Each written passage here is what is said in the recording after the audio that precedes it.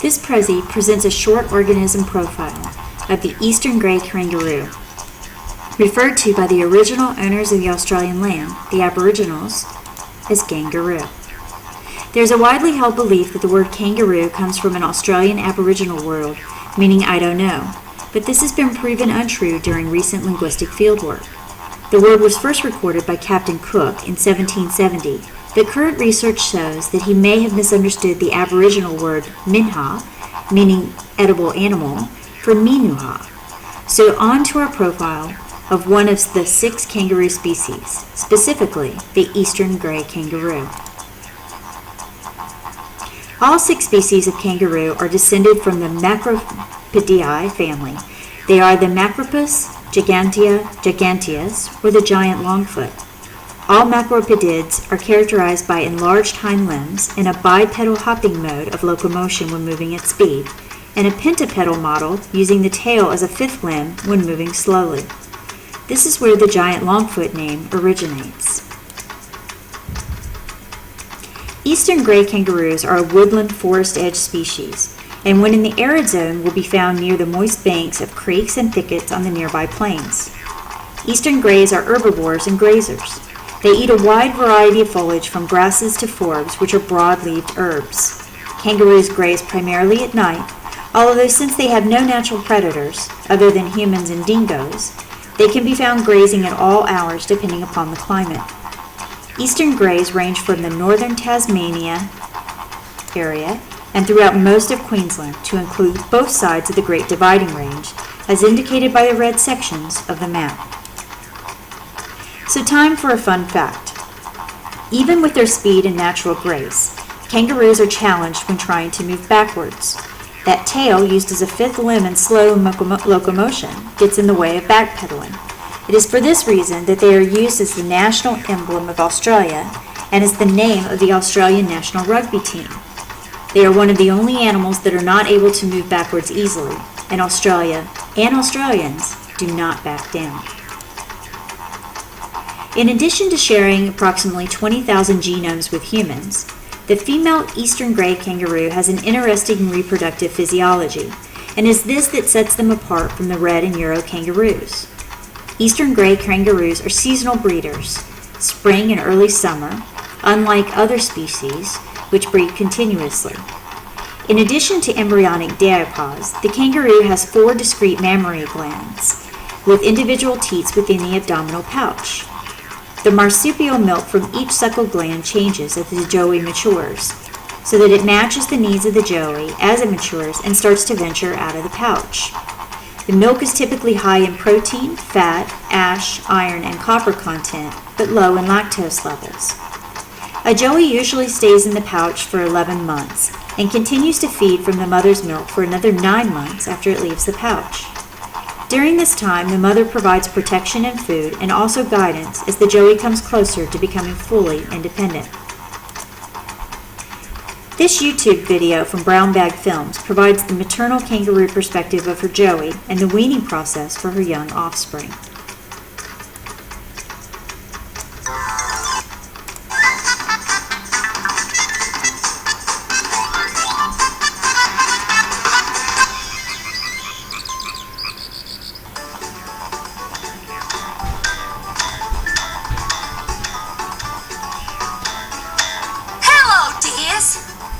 Are you here to see my little Joey?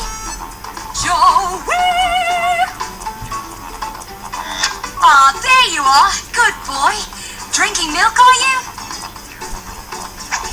He'll be out to play soon. I'm Mama Kangaroo, by the way. Joey is my son.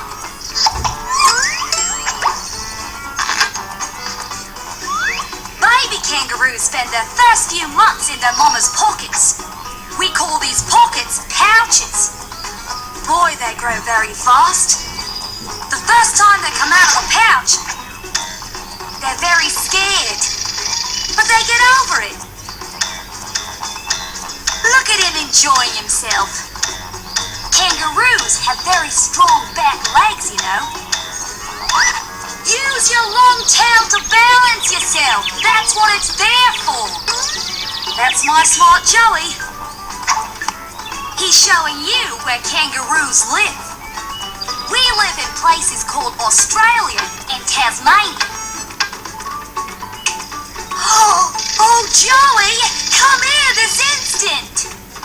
These are our enemies, eagles and dingoes. Good boy, Joey. Now, sweetie, say goodbye to our little friends.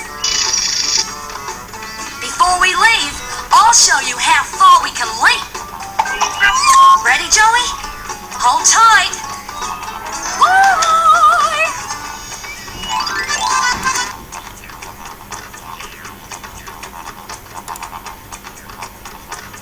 The University of New South Wales provides a few key reproductive characteristics about the eastern grey kangaroos. The average number of offspring is 1, while the average weaning age is 9.5 months. The range gestation period is from 34.8 to 38 days, while the average time to independence is 11 months. The average reproductive ages range from females for 15 to 20 months and for a male 20 months. These facts are courtesy of the Fowler's Gap Arid Zone Research Station. And now, a gratuitous look at the Joey himself. Another fun fact. At parturition, the female adopts a crouching position with the tail behind and legs thrust forward with toes in the air and weight on the heels, bringing the urogenital opening closer to the opening of the pouch. The neonate climbs unaided over her fur and reaches the pouch within a few minutes, where it attaches to a non-lactating teat. So for a little pictorial look at these amazing creatures. These two mates are battling for dominance and control over the female mob of eastern grey kangaroos. Don't worry, there's a video later showing more of this behavior. But for now, this picture is a good capture of kangaroos in a mob and their more aggressive behavior. In a temperate habitat, a single alpha male has exclusive dominion over a mob of 30 to 40 females. His tenure is typically a single year, and competition for that position is especially fierce. This young family lives in captivity at the Kangaroo Wildlife Sanctuary in the Gold Coast of Queensland. When this photo was taken, the Joey had just emerged from its mother's pouch. And although the mother let us get fairly close to admire her offspring, she was guarded with us and always kept herself between us and her Joey. These two young kangaroos also live in captivity at the Kangaroo Wildlife Sanctuary, where they were happy to eat right out of my hand. These guys are lucky in one regard. The average lifespan in the wild is only 8 years in spite of no natural predators, but in captivity, these two may live a full 17 to 20 years. Although these two did not really allow for a cuddle, they were happy to allow me to rub their ears and nose while feeding out of my hand. So if you find yourself thinking how unique kangaroos are, then consider this. Kangaroos and humans share an ancient ancestor approximately 150 million years ago. And of the 20,000 genomes in the kangaroo, all of them are pretty much the same genes as in human. Another interesting fact is that a social group of kangaroos is called a mob. And since the eastern greys are the most social of the 6 species, it is rare to see one alone unless it is a male in transit to check the reproductive status of another group of females. Within the mob, the kangaroos communicate with each other using clucking noises. When alarmed, they emit a guttural cough, which is also heard when males warn each other, fight, or display dominance. All grey kangaroos also stamp their hind legs on the ground when they sense danger. So as promised, it's time to explore the more aggressive of the kangaroo behaviors, boxing, as captured in this video. This video shows 2 kangaroos battling for dominance. The kangaroos have also been known to attack humans as if they were another kangaroo. It may grapple with its forepaws or sit back and kick out with its hind legs. It is this aggressive behavior which makes the boxing kangaroo a national symbol of Australia and is often depicted on flags for sporting events such as cricket, tennis, and football matches, and was flown at the Commonwealth Games and at the Olympics.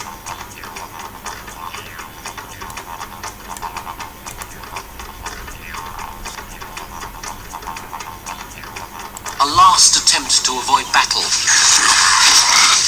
It fails.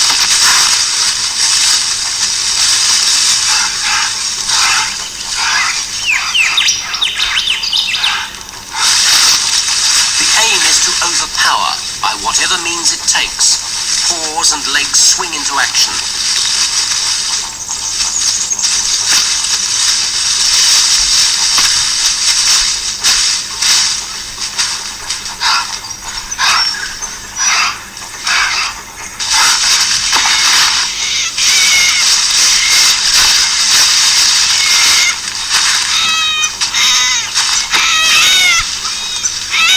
Claws are sharp enough to disembowel, but in defense, the belly skin's tough like a shield.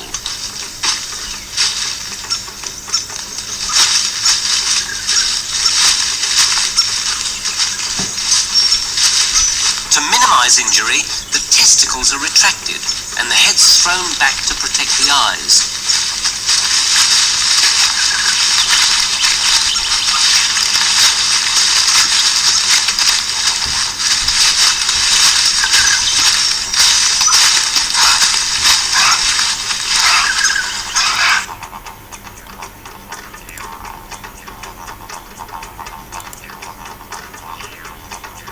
One last fun fact about that amazing tail and bipedal hop. Kangaroos can cover around 9 meters in distance when moving at speeds up to 30 miles per hour.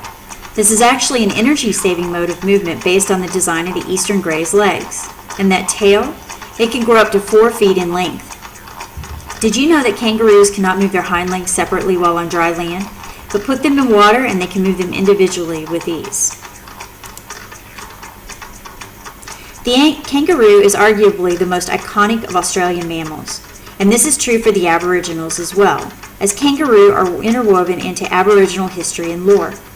Kangaroo dreaming is an example of how Aboriginals infused the marsupial into their spirituality and their belief system. An Aboriginal may say they have been kangaroo dreaming to describe their beliefs and capture their beliefs in paintings, like this one from Bob Suter. Note the artistic style, which is an abstract representation of the kangaroo. I hope that you found the eastern gray kangaroo to be as interesting as I have, and perhaps along the way you've had a laugh and learned a few tidbits of information on one of Australia's most iconic creatures. Unique to my adopted homeland, the eastern gray kangaroo is an amazing example of survival and adaptation, as it has survived climate change, encroachment on their original habitat, and loss of grazing lands, and still remain present within the urban and rural landscape surrounding my home. This presentation is a compilation of data from the references listed, which provided the basis of my research and taught me heaps about this amazing marsupial. The background music is from Ilario Vanucci and is an amazing demonstration of the haunting beauty of the Aboriginal didgeridoo, and the artist himself with the tool of his trade. Thank you for visiting my Prezi. I hope you'd have found it to be a good use of your time.